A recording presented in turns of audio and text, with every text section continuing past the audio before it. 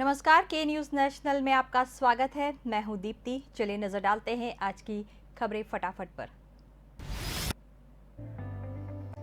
Corona महामारी के दौरान निजी अस्पतालों में ही आगजनी की घटनाओं को लेकर सुप्रीम कोर्ट ने सख्त टिप्पणी की है। कोर्ट ने सोमवार को एक सुनवाई के दौरान कहा कि अस्पताल अब एक ऐसे बड़े उद्योग में बदल गए हैं जो कि इंसान की जान की कीमतों पर चल रहे हैं। जस्टिस डीवाई चंद्रचूड़ एवं जस्टिस एमआर शाह की बेंच ने कहा कि अस्पताल अब एक बड़े उद्योग में बदल गए हैं जो लोगों के दुख दर्द पर चल रहे हैं। हम इन्हें इंसानी जान की कीमत पर समृद्ध होने की अनुमति नहीं दे सकते हैं।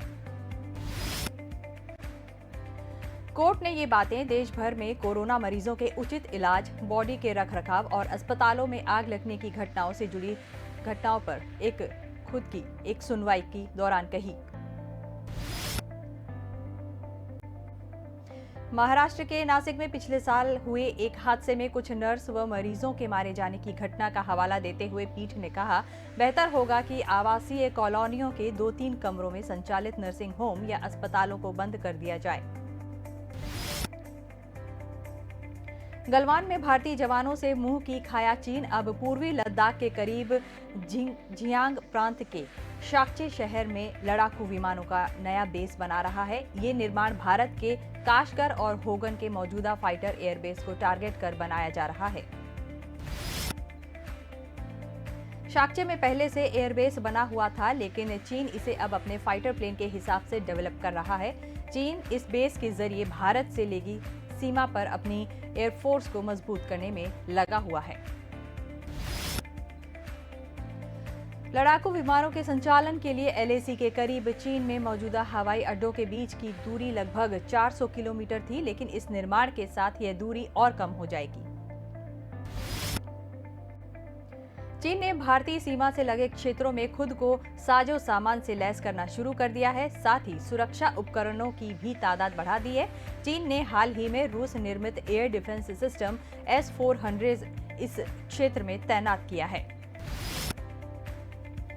भारत ने भी चीनी लड़ाकू विमानों की निगरानी के लिए अपना एयर डिफेंस सिस्टम लगा रखा है। इसके साथ ही कई लड़ाकू विमानों की भी तैनाती की गई है। ये चीन और पाकिस्तान दोनों देशों का एक साथ मुकाबला करने में सक्षम है। हैकिंग और जासूसी के आरोप लगने के बाद पेगासस स्पाईवेयर एक बार फिर विवादों में है। रविवार को आई एक रिपोर्ट के बाद सोमवार को इस मुद्दे पर भारत की संसद से लेकर दुनिया भर में हंगामा मच रहा है। व्हाट्सएप के सीईओ विल कैथकार्ट ने इस पूरे मामले को साइबर सिक्योरिटी के लिए व्हाट्सएप कॉल बताया। कैथकार्ट ने सोशल मीडिया पर लिखा कि मोबाइल फोन अरबों लोगों के लिए प्राइमरी कंप्यूटर है। कैथकार्ट ने माइक्रोसॉफ्ट, गूगल, सिस्को समेत उन कंपनियों को शुक्रिया कहा है जिन्होंने स्पाईवेयर फर्मों के खतरों के खिलाफ आवाज उठाई है। एनओसा के खतरनाक स्पाईवेयर का इस्तेमाल दुनिया भर में मानवाधिकारों के हनन के लिए किया जाता है। इसे रोका जाना चाहिए। व्हाट्सएप को 2019 में एनएसओ की इसी तरह की हरकतों का पता चला था। तब कंपनी ने इसे मुकाबला किया था। तभी से कंपनी इसके खिलाफ आवाज उठा रही है। स्पाईवेयर यानी जासूसी या निगरानी के लिए इस्तेमाल होने वाला सॉफ्टवेयर। इसके जरिए किसी फोन को हैक किया जा सकता है। पेगासस एक स्पाईवेयर है। स्पाईवेयर यानी जासूसी या निगरानी के लिए इस्तेमाल होने वाला सॉफ्टवेयर। इसके जरिए किसी फोन को हैक किया जा सकता है। हैक करने के बाद उस फोन का कैमरा, माइक, मैसेजेस और कॉल्स समेत तमाम जानकारी हैकर के पास चली जाती है। नेपाल के प्रधानमंत्री शेर बहादुर देउबा ने सोमवार को कहा कि वे अपने भारतीय समकक्ष नरेंद्र मोदी के साथ नजदीकी से काम करेंगे ताकि भारत के साथ नेपाल के संबंधों को मजबूती दी जा सके। दोनों देशों के लोगों के बीच भी रिश्ता मजबूत किया जा सके। देउबा ने प्रधानमंत्री नरेंद्र मोदी के बधाई संदेश के जवाब में सोशल मीडिया पर अपनी मंशा जाहिर की है।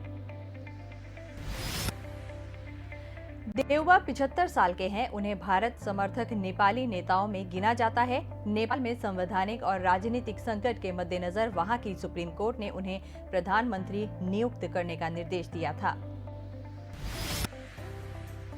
देवबा ने 18 जुलाई को संसद में 83 के मुकाबले 165 मदों से विश्वास मत भी जीत लिया। इसके बाद प्रधानमंत्री नरेंद्र मोदी ने रविवार रात ही उन्हें बधाई संदेश भेजा, जिसका उन्होंने तुरंत जवाब दिया।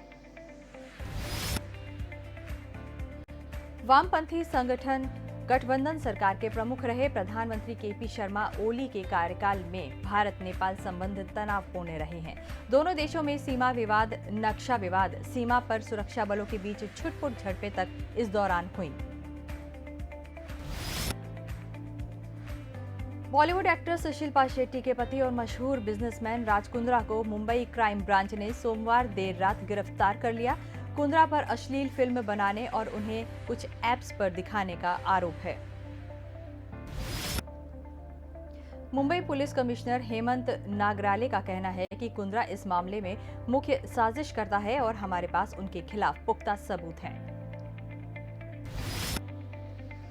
पहले राज कुंद्रा को क्राइम ब्रांच ने पूछताछ के लिए बुलाया था। बताया गया कि क्राइम ब्रांच की प्रॉपर्टी सेल उनसे पूछताछ कर रही है। हालांकि गिरफ्तारी के बाद पुलिस ने पॉर्न मामले का खुलासा किया। मुंबई क्राइम ब्रांच के मुताबिक राज के खिलाफ इसी साल फरवरी में केस दर्ज किया गया था। राज कुंद्रा ने पॉर्न फिल्म इंडस्ट्री में 8 से 10 करोड़ रुपए का निवेश किया था। भागलपुर में सोमवार को बबरगंज थाना क्षेत्र के मुगलपुरा में अपराधियों ने कई राउंड गोलीबारी की। जेल में बंद अपराधी मोहम्मद इम्तियाज की पत्नी जेबा खातून ने गुर्गों के साथ मिलकर गोलीबारी की। पीड़ित मोहम्मद आरिफ ने बताया कि मोहम्मद इम्तियाज भागलपुर का कुख्यात है, जो जेल में बंद है। उसकी पत्नी जेबा खातून स्मैक, शराब और नशीले पदार्थ का धंधा करती है। मोहम्मद इम्तियाज का भाई इंतसार भी आपराधिक प्रवृत्ति का है, जिस वजह से उसके घर में हमेशा पुलिस छापेमारी करने के लिए जाती रहती है।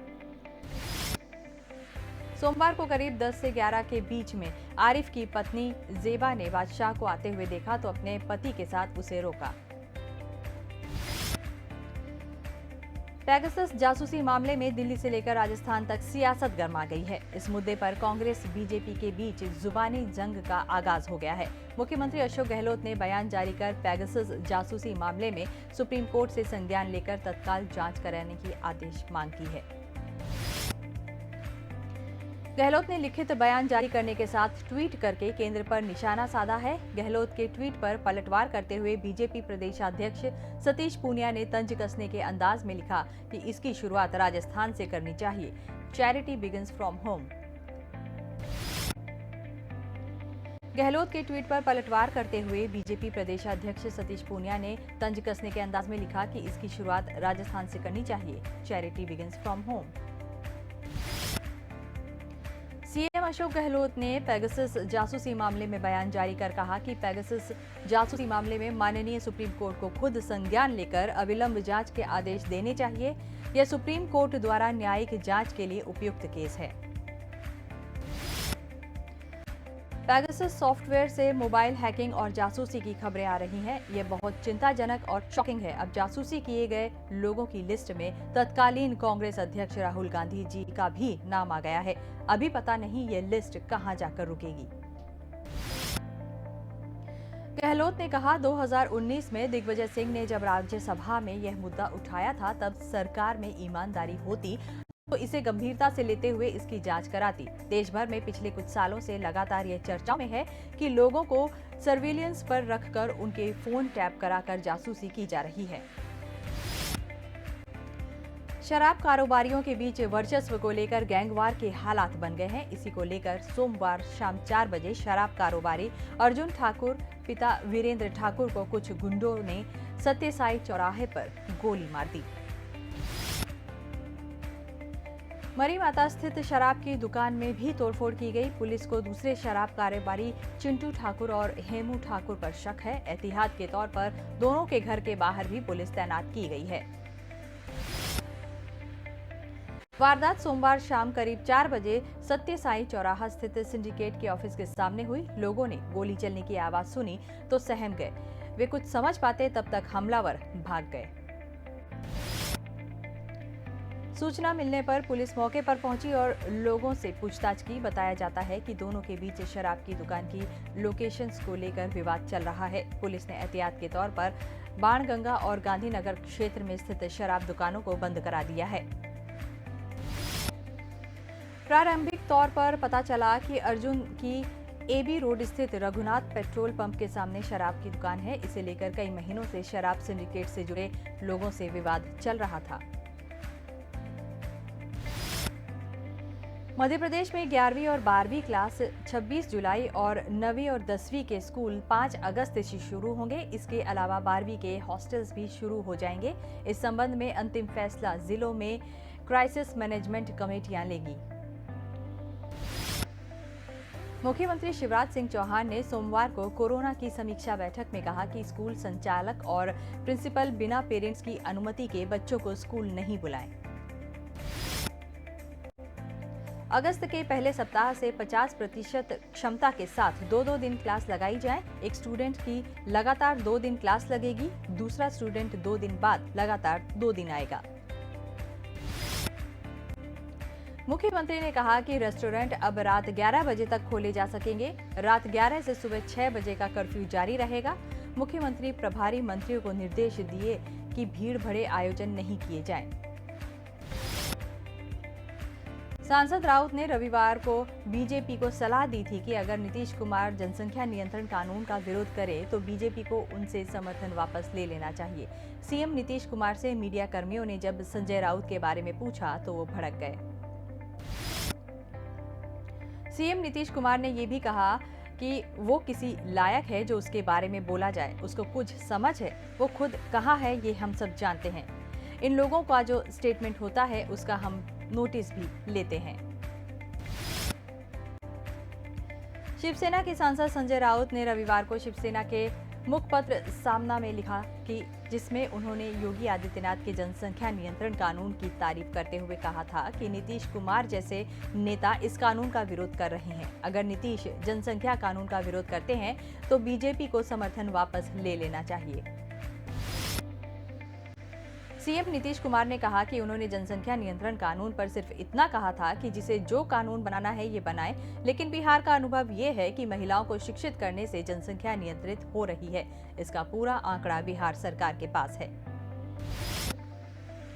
डिंडौरी में उच्च शिक्षा मंत्री और जिले के प्रभारी मंत्री डॉक्टर मोहन यादव से मिलने पहुंचे डिंडौरी विधायक ओमकार सिंह मरकाम को पुलिस ने रास्ते में ही रोक लिया, जिसके बाद एमएलए बीच रोड पर बैठकर धरना देने लगे। उसके बाद पुलिस वालों ने ओमकार सिंह मरकाम को उठाकर किनारे कर दिया, जिसका वीडियो सामने आया है। कांग्रेस विधायक ओमकार सिंह मरकाम का कहना है कि उन्होंने कलेक्टर समेत सभी जिम्मेदार अधिकारियों से मंत्री मोहन यादव से मिलने का अनुरोध किया था। कलेक्टर रत्नाकर झा ने उन्हें कलेक्ट्रेट में आकर मिलने की बात कही थी। ओमकार सिंह मरकाम ने पुलिस पर भी आरोप लगाते हुए कहा कि पुलिस वालों ने मुझे जबरन उठाकर फेंक दिया। ओमकार सिंह मरकाम ने पुलिस पर भी आरोप लगाते हुए कहा कि पुलिस वालों ने मुझे जबरन उठाकर फेंक दिया। मैं जनता द्वारा चुना गया एक विधायक हूं। मेरे विधानसभा क्षेत्र के अंतर्गत होने वाले निर्माण कार्य या किसी भी कार्यक्रम की जानकारी तो मिलना ही चाहिए। प्रभारी मंत्री का इंतजार करता रहा, लेकिन वहां भी मेरी मुलाकात प्रभारी मंत्री से नहीं हुई। उन्होंने कहा कि प्रभारी मंत्री पहले मुझे जिले के विकास की रणनीति बताएं और इस पर मुझे चर्चा करें। वैशाली के पटेढ़ी बेलसर में उत्पाद विभाग की छापेमारी टीम और पटेढ़ी बेलसर पुलिस के बीच नोकझोंक और पिस्टल दिखाने का वीडियो वायरल हुआ है। काफी देर तक दोनों के बीच गाली गलौज और नोकझोंक हुई। बात इतनी बढ़ गई कि दोनों पदाधिकारी हाथापाई तक पर उतर गए। पूरा मामला देसी शराब के खिलाफ छापेमारी से जुड़ा हुआ है। शेखपुरा जिले के बरभीगा थाना के सकलदेव नगर में अज्ञात अपराधियों ने विनय सिंह के घर में घुसकर पूरे परिवार के साथ बेरहमी से मारपीट की। विनय सिंह के बेटे हर्ष कुमार को हथौड़े से पीट कर हत्या कर दी। विनय सिंह और उनकी पत्नी राधिका देवी की हालत गंभीर बनी हुई है। डॉक्टरों ने उनकी गंभीर स्थिति को देखते हुए पटना रेफर कर दिया है। विनय सिंह की पत्नी राधिका देवी प्ले स्कूल चलाती है। रविवार की देर रात करीब 2 बजे अपराधियों ने विनय सिंह के घर में घुसकर वारदात को अंजाम दिया। विनय कुमार की बेटी खुशबू कुमारी किसी तरह जान बचाकर घर से भागकर थाने पहुंची। पुलिस तुरंत हरकत में आई और पीड़िता को लेकर घटनास्थल पर पहुंची। पुलिस के पहुंचने से पहले ही अपराधी भाग खड़े हुए। अपराधियों ने हर्ष के सिर पर हथौड़े से वार कर उसकी हत्या कर दी। स्थानीय लोगों ने आनन फानन में सभी को अस्पताल पहुंचाया। हर्ष की अस्पताल पहुंचने से पहले ही मौत हो गई थी। हर्ष की मां राधिका देवी और विनय सिंह को बरबीघा रेफरल अस्पताल में भर्ती कराया गया है। दोनों की स्थिति गंभीर देख पटना रेफर कर दिया गया।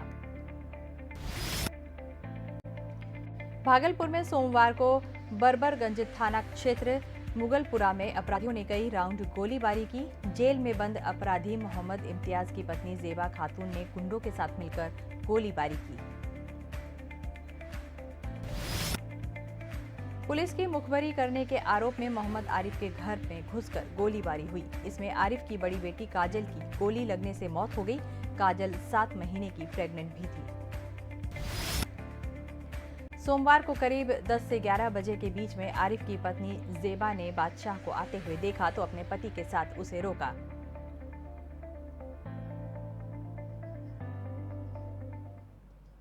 तो फिलहाल खबरें फटाफट में इतना ही। आप बने रहिए के न्यूज़ नेशनल के साथ। नमस्कार।